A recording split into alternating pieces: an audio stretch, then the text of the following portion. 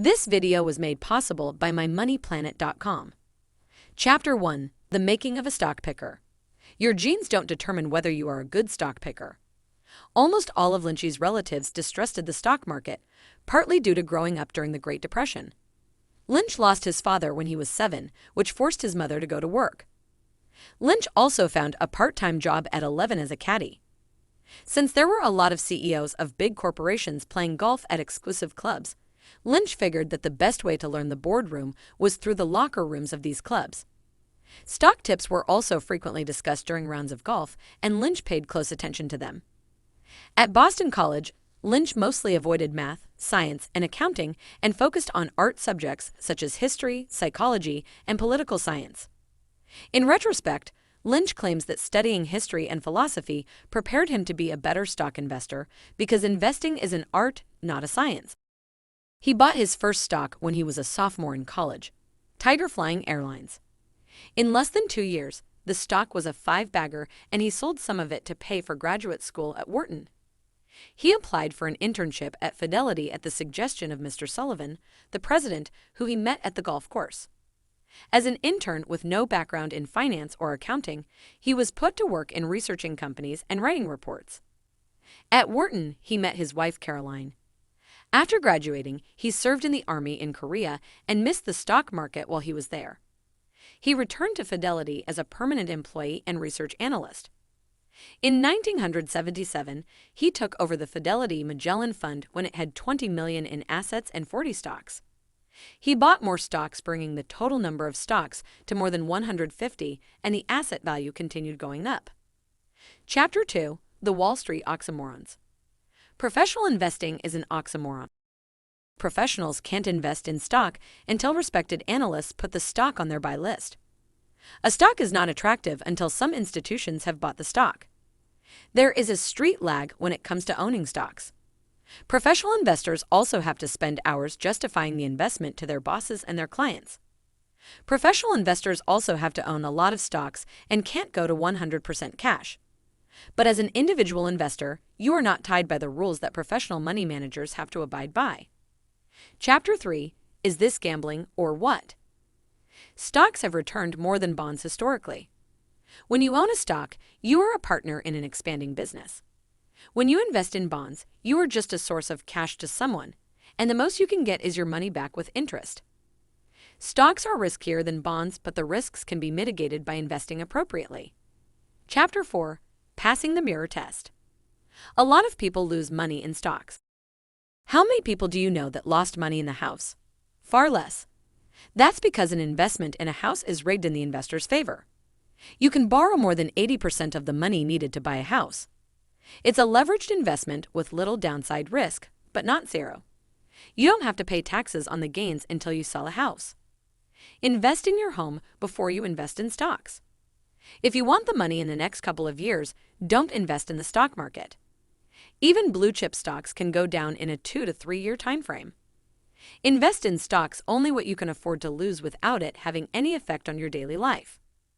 A stock investor needs to have patience, self-reliance, common sense, tolerance for pain, open-mindedness, detachment, persistence, humility, flexibility, willingness to independent research, willingness to admit mistakes, and the ability to ignore general panic. An investor must be comfortable making decisions without perfect information. History shows that humans are terrible stock market timers. Long-term investors become short-term investors when the market falls and sell for huge losses. Chapter 5: Is this a good market? Please don't ask. People are always interested in whether the stock market is good at the moment. But that's not an easy question to answer. Economists work hard to predict recession, but they can't seem to get it correct twice in a row. Experts studying stock charts, put-call ratios, Fed policy, and foreign investment can't predict markets with any useful consistency. Focus on businesses and ignore the general market. Your job is to pick the right stocks. If it is an overvalued market, you will not find a single company to invest in because none of the stocks will be reasonably priced. Chapter 6: Stocking the 10-bagger. The best place to find a 10-bagger is closer than you think. It is in your backyard, your shopping mall, or where you work. Being in the business gives the average stock picker a huge advantage to pick winners from small, fast-growing companies, in comparison to Wall Street, which always gets the news late. Chapter 7. I've got it, I've got it. What is it? The size of the company has a lot to do with what kind of returns you can get. Big companies are stable, but they don't make huge moves. On the other hand, smaller companies can make gigantic moves in a short amount of time. All else being equal, you will do better with smaller companies. Lynch prefers to put stocks in the following categories. Slow growers. These companies are large and aging. Grow slightly faster than GDP, around 2% to 4% per year. Stalwarts. These companies are faster than slow growers, but only grow 10% to 12% per year. Fast growers grow 20% to 25% per year. These are the companies that are likely to grow 10 to 40 baggers. Cyclicals. Companies whose profits rise and fall in a regular, if not predictable fashion, for example. Autos, steel companies, etc. Turnarounds. These are depressed companies that are on the verge of bankruptcy. These companies have no growth and people expect them to never come back up. Asset plays. These companies have something valuable, but Wall Street has overlooked them. A company doesn't stay in one category forever. In fact, fast growers burn out, slow down, and become stalwarts. The reverse can also occur. A slow grower can find growth and surprise investors. Chapter 8. The perfect stock. What a deal. If you have to choose between a great company with excellent management in a competitive and complex industry or a so-so company with mediocre management in a simple industry with no competition, go for the latter. Lynch's favorite attributes of companies are: 1. It sounds dull or ridiculous. Companies with names such as Automatic Data Processing, Pep Boys, Manny, Mo, and Jack are boring, but businesses and stocks are going up. 2. It does something dull. Take the case of Crown, Cork, and Seal, a company that makes bottle caps. Professional investors stay away from boring businesses until some big news comes out. Then these stocks become trendy and overpriced, and it is time to sell. 3. It does something disagreeable. These companies are not just boring, they are disgusting. But they grow their earnings every quarter and their stock follows suit. 4. It's a spin-off. Companies don't want spin-offs to get in trouble because that would bring bad publicity. Hence, spin-offs have strong balance sheets and are primed to be successful as independent companies. 5. Institutions don't own it and analysts don't follow it. These stocks are not followed by analysts, or they were once popular, but analysts have abandoned them. 6. Has many rumors or involved with toxic waste. Despite being in an industry that everyone despises, waste management is up to 100-fold. Chapter 9. Stocks I'd avoid. Avoid the hottest stock in the hottest industry. These stocks tend to go up fast. They get a lot of publicity but eventually fizzle out. Beware of companies that are touted as the next Intel or Disney. Chapter 10. Earnings. Earnings are what makes a company valuable. A P/E ratio is a useful measure to check whether a stock is overpriced, fairly priced, or underpriced. There are 5 ways a company can increase its earnings: reduce costs, raise prices, expand into new markets, sell more of its products, or sell money-losing operations. Analyzing how a company can improve its earnings will help you develop a story about the company. Chapter 11. 2-minute drill.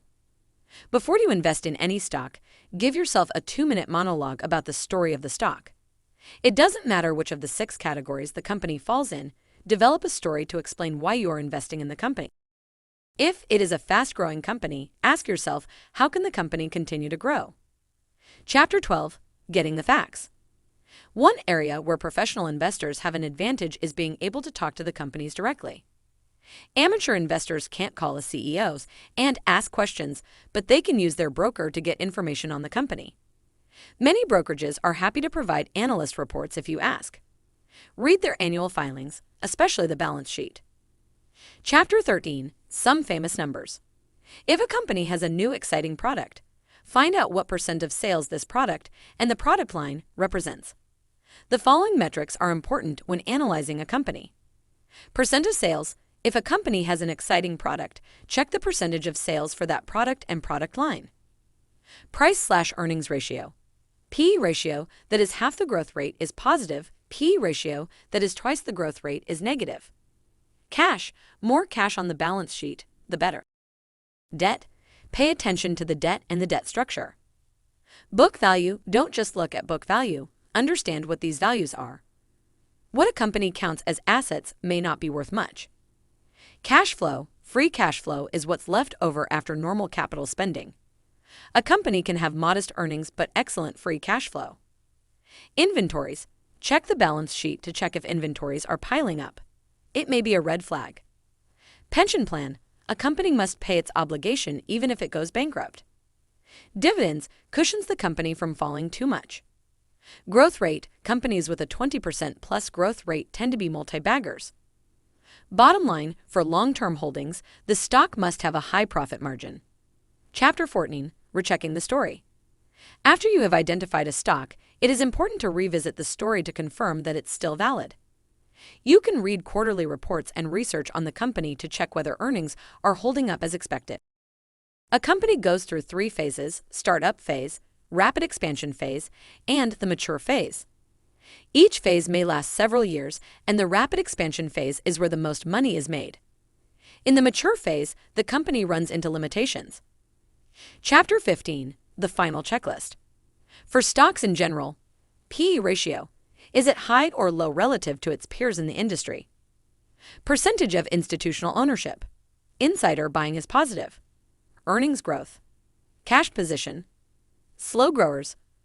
Are dividends safe? What percentage of earnings are paid as dividends? Stalwarts. Check the long-term growth rate of the company. How did the company navigate the previous recession? Cyclicals. Watch out for inventory levels and the supply-demand relationship. Anticipate a shrinking P/E as business recovers and investors look forward to the next cycle. Fast growers. 20 to 25% earnings growth is preferable. Is the company able to replicate success in more than one city or area? Does the company still have room to grow? Is the stock's P/E ratio at or near its growth rate? Good sign. If only a few institutions hold it, it's a good sign because the stock is likely to go up in the future. Turnarounds. What is the company's debt position? Can the company survive, or will debt holders take over the company? Are costs being cut? Can the business come back? Asset plays. What is the value of the assets? Is the debt manageable? Is a corporate raider or activist investor involved to help shareholders benefit from an increase in share prices? Chapter 16, Designing a Portfolio. An average investor can design a portfolio to generate a 12% to 15% return. A small portfolio can own between 3 and 10 stocks. Spread your money between the different categories of stocks to minimize risk. Younger investors have more years to make mistakes and find great stocks. Portfolio design changes as you get older. Chapter 17, Best time to buy and sell. The best time to buy a stock is around the end of the year. Tax loss selling and institutions cleaning up their portfolio, selling losers, drives stock prices down and allows patient investors to pick up bargains. Here are some general sell signs. Company announces massive share issuance. Sales of business units bring in less cash than expected. Reduction in corporate taxes, considerably reducing a company's tax loss. Carry forwards. Institutional ownership has grown and reaches 60%. Slow growers. Company has lost market share for 2 consecutive years. No new products. Acquires unrelated businesses and overpays for them. Stalwarts. P/E is too high. New products have mixed results. No insider buying. Major division is vulnerable. Growth rate is slowing down. Cyclical. Sell it at end of the cycle if you can predict it. Costs rising and plants operating at full capacity. Demand is slowing down. Fast grower. End of the expansion phase. Top executives join rival firm. High P, decreasing growth rate. Turnaround. Debt has declined. Inventories are rising. P/E is inflated relative to expected earnings. Asset plays. Is there a corporate raider in the wings? Institutional ownership hit 60%. Chapter 19, Options, Futures, and Shorts. Don't waste your time trading options and futures. You will most likely lose your shit. Warren Buffett thinks futures and options must be outlawed, and Lynch agrees with the Oracle of Omaha. Shorting a stock can be dangerous to your portfolio. You need high conviction, courage, and resources, money, to hold the stock if it goes up after you sell. Chapter 20: 50,000 Frenchmen Can Be Wrong. You hear financial news constantly that discusses the upcoming market declines, America's debt and savings rates, tax policies, etc. There is always something to worry about. But Lynch remains optimistic about America, Americans, and investing in general. He has faith in human nature, capitalism, and the country's future prosperity. Ignore the noise and always look for new investing ideas. You will not find every 10 baggers, but you will find a lot of them.